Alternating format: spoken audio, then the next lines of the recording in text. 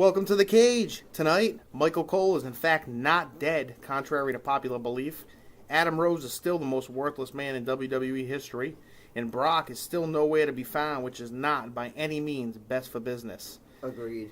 This is our WWE Raw London review. Tonight on the panel, we got Brock Lesnar and the Murph. Let's get right into it. We're going to start with the first match. We had John Cena opened up with Bad News Barrett.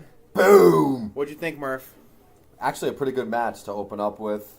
They both hit a couple finishes, popped out. Cena ultimately won with the AA, but pretty good match to open up with. I was surprised Barrett came out, but being from England, it wasn't too surprising.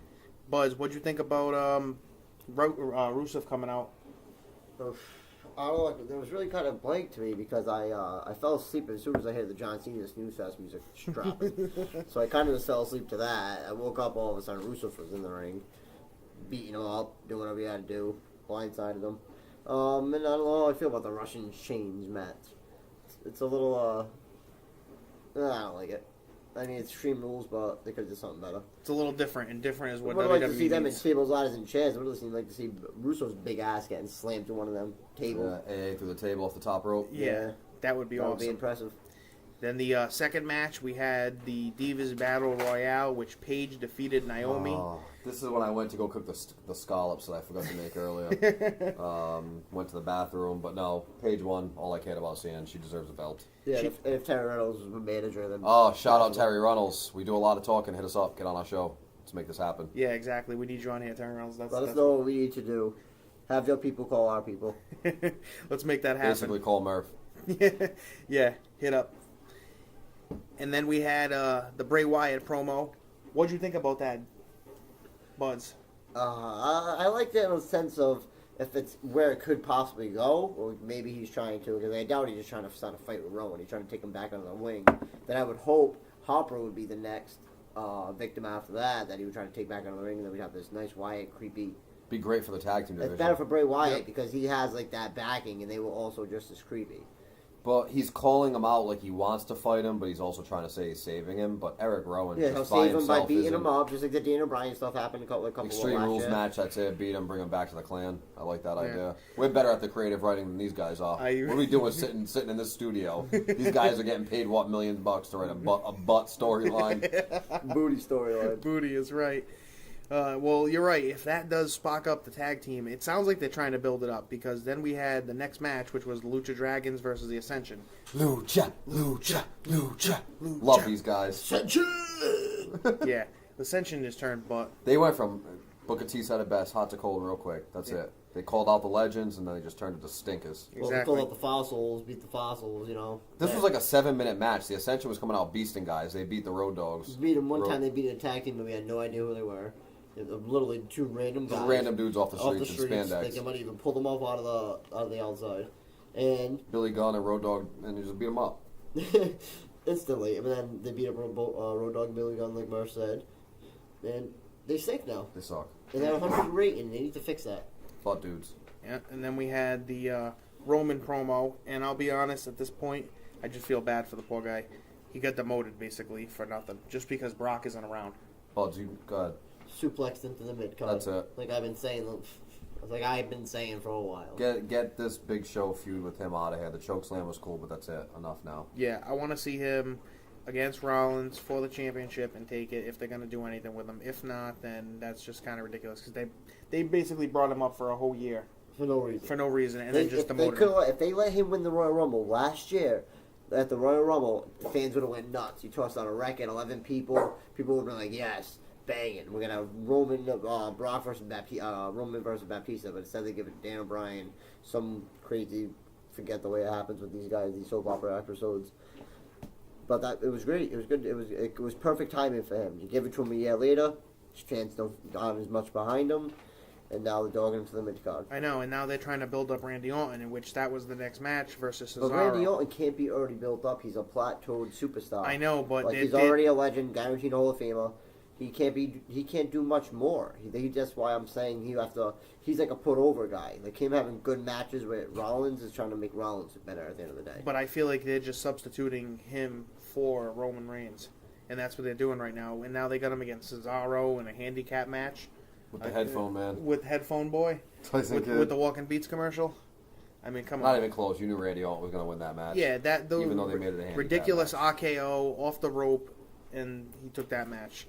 The next we had Adam Rose, again, the most worthless man in WWE history. He is morphing into a butt dude. Bro, you by guys week. are lemons. Don't be lemons. Be a Adam rosebud. Yeah. Rosebud. Adam Rose and Ambrose. Ambrose took that easily. Sleeper, Dirty Deeds. Dirty next. Deeds, yeah, Buzz, you don't exactly. even have to put input on that one.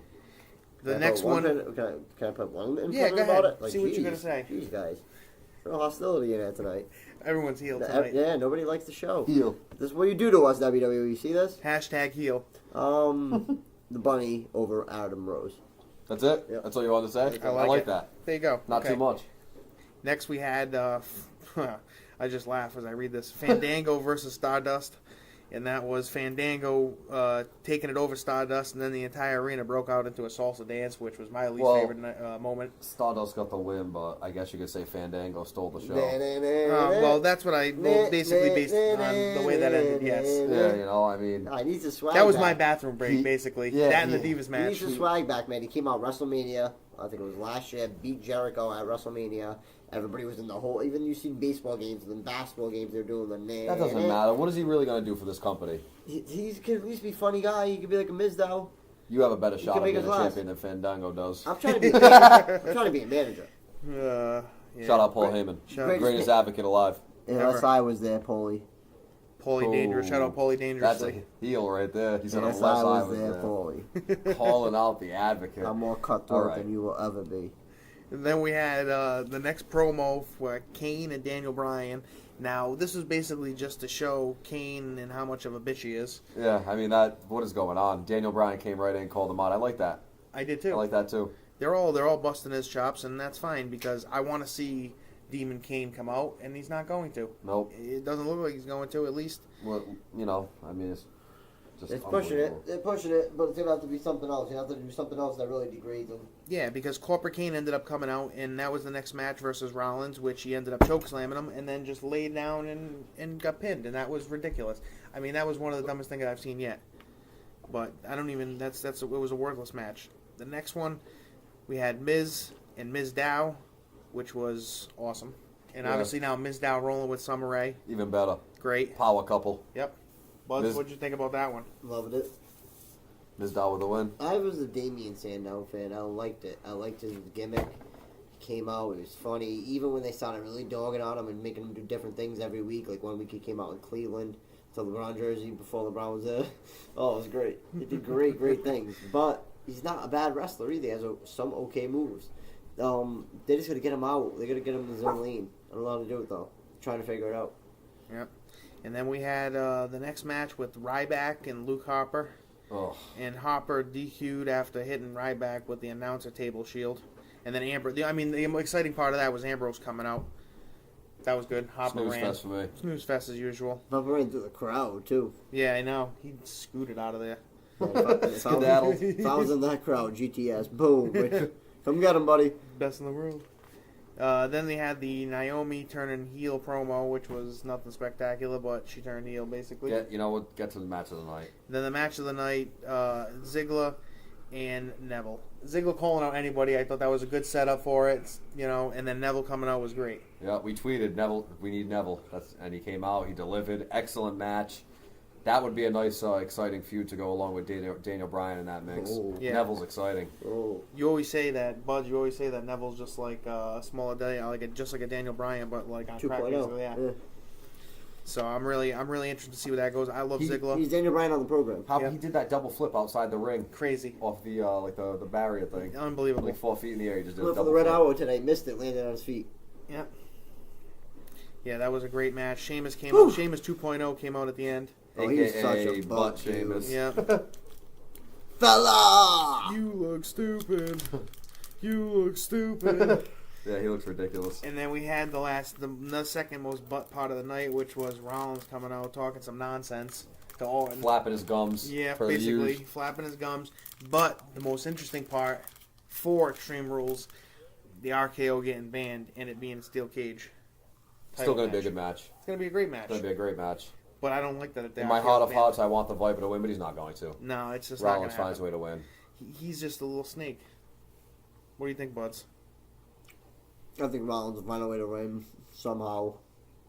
Did they say steel cage or Hell in a Cell? He said steel cage. Hell in a Cell would have been way more smart. That's why they do a steel cage. So the point that somebody can always climb over, open the door for him, close the door on the other person. I mean, it's definitely going to be a good match, but no RKO's, Murph. I know, I'm heard about that. Stipulation. Ooh, I love every second of it. The architect.